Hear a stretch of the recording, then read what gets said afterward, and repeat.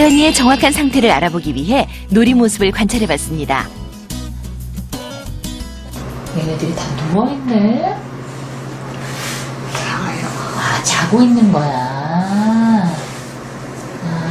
자는데 눈 쌓여. 아, 이게 지금 다 눈이었어? 아까 산타 할아버지한테는 그 눈이 쌓인 거야? 꿈속에서 못 볼 거야. 꿈속에서 눈이 오면? 아침에 일어나면 어이없겠어. 아, 꿈속에서는 눈이 오면 신이 나는데 아침에 일어나면은 어이가 없어진다? 없어.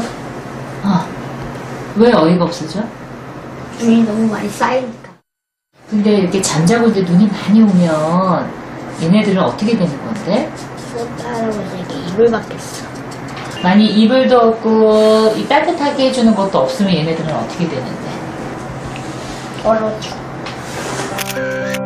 지금 서연이의 속마음은 어떤 걸까요? 뒤이어 진행한 엄마와의 상담에선 자기 안에 있는 불만들이 이렇게 쉽게 풀어지지가 않던가 봐요.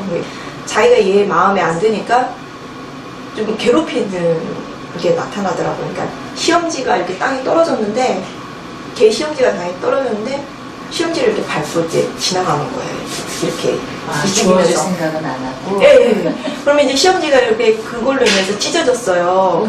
찢어졌으면은 이제 이렇게 주워서 올려주던지 했는데 그거를 들고 이제 쓰레기통에 버렸었던 것 같아요.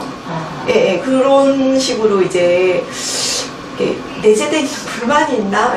그걸 자기가 잘못된 행동이라고 알고 있으면서도 했을 거라고 저는 생각을 하거든요. 뾰족한 연필을 그 남자의 이제 꽂았더라고요. 어느 정도였냐면 옷을 좀 두껍게 입고 있었는데도 그걸 뚫고 들어가서 이렇게 상처가 날 정도였으니까. 그리고 제가 그때 굉장히 많이 당황을 했고 가장 큰, 그래서 제가 이거를 어떻게 해야 될지를 몰라가지고. 친구와 소통하지 못하고 삐걱거리는 서연이가 걱정인데요. 엄마와 서연이의 상담 결과는 어떻게 나왔을까요? 아니, 상담 중에 너무 놀라운 얘기를 들었네요. 그러니까 서연이가 친구 등에다 연필을 이렇게 공격적인, 어머니 너무 놀라셨을 것 같아요. 그래서 상담 내용은 어땠나요? 그래서 우리가 이제 서연이하고 어머님, 아버님을 대상으로 여러 가지 검사를 저희가 이제 시행을 했어요. 그랬는데 우리가 항상 아이들을 먼저 볼 때 전체적인 입장에서 보기 때문에 하나의 행동만 갖고 판단하지는 않습니다. 그렇기 때문에 여러 가지를 저희가 좀 봤는데요. 이제 인지 능력이나 이런 거는 아이가 꽤 괜찮은 아이예요. 그리고 잘하는 것도 굉장히 많고 영민한 부분도 이제 많은 그런 아이입니다. 그런데 이제 어떤 것들이 이제 조금씩 약점으로 아이에게 있냐면 첫 번째로는 이제 언어 표현 능력이에요. 그래서 아까도 보면 말을 약간 웅얼거리는 것을 표현하는데 약간 명료성이 좀 떨어지는 그런 편입니다. 근데 지금 아이들이 막 말을 굉장히 잘할 때거든요. 그러니까 이렇기 때문에 상대적으로 아마 말보다는 행동이 앞서게 될 가능성이 있고요. 저렇게 책을 많이 보는데도요, 어휘를 물어봤더니 약간 부진한 면이 있어요. 그러니까 이거는 뭐냐면 아마 웅얼거려서 자신감이 없어서 표현을 못했나 그런 생각도 살짝은 좀 드는데요. 어쨌건 그런 게 책을 많이 본 것에 비해서는 약간 부진하다. 뭔가 표현하는 거. 그러니까 이건 뭐냐면 적절하게 자기 생각을 정리해서 이야기하는 게 조금 안 되지 않나. 그러면 당연히 행동으로 갑니다. 네, 그래서 하지 마가 안 되고 그냥 이렇게 꽂는 걸로 이렇게 가는 거예요. 이 행동 자체가 그렇게 문제 행동이라기보다는 그 속마음을 읽는 것이 훨씬 중요하다 이렇게 좀 볼 수가 있죠. 그 다음에 이제 두 번째로는 주의력이 이제 조금 시각 청각이 약간 부진해요. 문제가 있는 아주 큰 문제가 있을 정도는 아닌데요. 그러다 보니까 그냥 행동으로 이렇게 좀 더 전후 상황을 고려하기보다는 이제 이런 부분이 있고요. 그 다음에 이제 사회적인 이해 능력이나 이런 거를 쟀더니 아이가 전체적인 상황을 파악한 거는 문제가 없어요. 문제가 없는데요. 저희가 이걸 채는 여러 가지 검사가 있거든요. 근데 어려운 건 맞추는데 쉬운 걸 틀리는 거예요.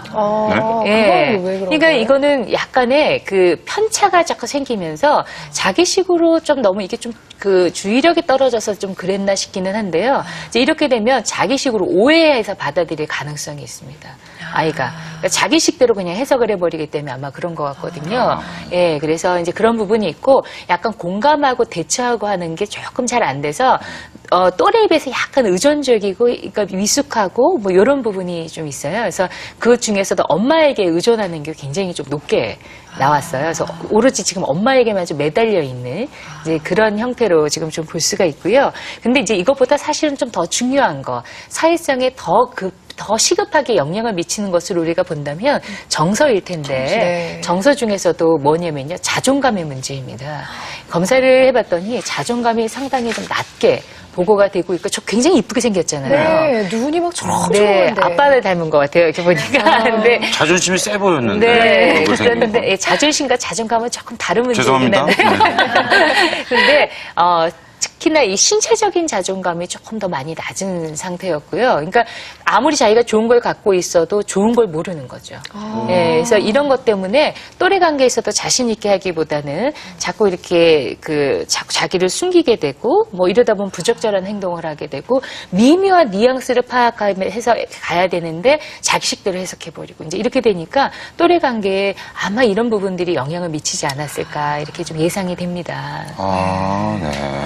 근데 지금 서연이가 네네. 모래 갖고 이렇게 노는데 지금 뭐 눈이 내리고 있고 네. 이불도 없어서 어떻게 아침이 되면 얼어 죽겠다 이런 표현을 지금 네. 했단 말이에요. 네네. 네. 그 부분은 네. 지금 서연이의 심리 상태와 좀 연관이 있지 않을까요? 많이 있죠. 지금 아이가 했던 게요, 모래놀이 치료라는 겁니다. 네. 그래서 모래 상자에다가 제가 시킨 게 아니에요. 제가 뭐 동물을 갖고 와라 이렇게 시킨 게 아니고요. 아이가 그 방에 여러 가지 놀잇감이 굉장히 많이 있거든요. 그 중에서 아이가 자기가 골라와서 하나의 이야기를 만드는 겁니다. 그 모래에다가. 근데 이야기를 했는데 이 아이가, 서연이가 했던 거는 눈이 막 내려가지고, 거기에서 이제 밤새 눈이 내려서 잘못하면 죽게 되는 그런 상황이에요. 근데 보통 눈이나 비나 이런 게 끊임없이 내린다고 하는 거는 좀 스트레스하고 좀 관련이 있을 수 있습니다. 뭐 단정 지으면 안 돼요. 또 네. 이것도 저 집에 가셔서 어머님들이 또 막 시켜가지고 뭐 비가 올 때 큰일 났다 이러시면 안 됩니다. 그런 건 아니고 그러니까 이 상황에서 좀 볼 때 그런데요. 그런데 이제 이때 얘네들이 얼어 죽게 생겼는데 그때 이제 산타클로스가 나타나요. 그 산타클로스가 이제 이불하고 이런 걸 선물을 주거든요. 그래서 그것 때문에 살아남는다 이런 이야기를 아이가 합니다. 그래서 아마 아이가 원하는 거는 외부 세계가 그렇게 차갑고 얼어 죽을 만큼 이게 좀 많이 위협적이고 그런데 그게 좀 중재자가 좀 있었으면 좋겠다 하는 마음이 있는 것 같아요. 그게 아마 엄마일 수도 있겠고요. 기타 등등 그게 아빠일 수도 있고 다른 중재자일 수도 있습니다. 그래서 아이가 이런 것 때문에요. 지금 또래 관계라든지 이런 데서는 지금 그거보다는 오로지 엄마한테 혼나는 거, 뭐 이런 것들이 훨씬 더 좀 스트레스이고 친구들하고는 공부는 하는데 같이 어울려 놀지는 않는다. 이런 이야기들을 아이가 좀 했죠.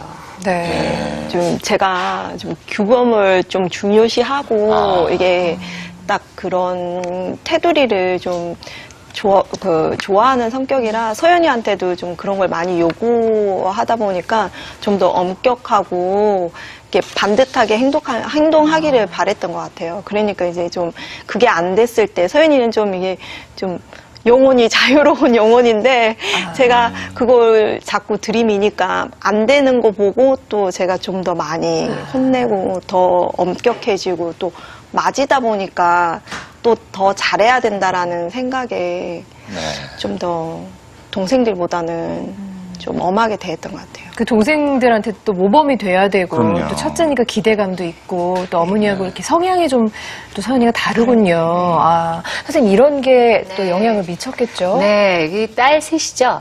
딸 셋의 장녀는 인생의 무게가 좀 다릅니다. 네, 저도 딸 셋의 장녀거든요. 저도 맞이에요. 네, 그래서 인생의 무게가 좀 다른데. 막내시죠? 네. 네. 인생의 무게가 달라요. 네, 그래서 자꾸 어머님들이 큰아이에 대해 자꾸 더 많이 기대하시게 되고 좀 부정적인 자극이 좀 더 많이 들어가게 되는데요. 우리 이런 것도 사회성에 우리가 이제 영향을 미치죠. 우리가 아이들이 엄마와의 관계를 그대로 밖에 나가서요. 또래하고 반복을 합니다. 그래서 참 엄마와의 관계가 중요하다 이제 이렇게 이야기하는 건데요.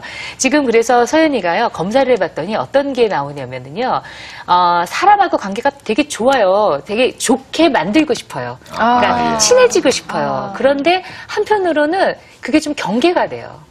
그러니까 이게 엄마가 너무 좋은데, 뭐 이제 혼나고 뭐 이런 것 때문에 맨날 이렇게 좀 되니까, 그래서 이제 조금 경계가 되는데 상대적으로 아버님은 조금 어머님보다는 아이하고 있는 시간이 줄어든 좀 적은 데다가 그래도 이제 조금 허용적인 면이 있으신 것 같아요. 잠깐 만나시니까.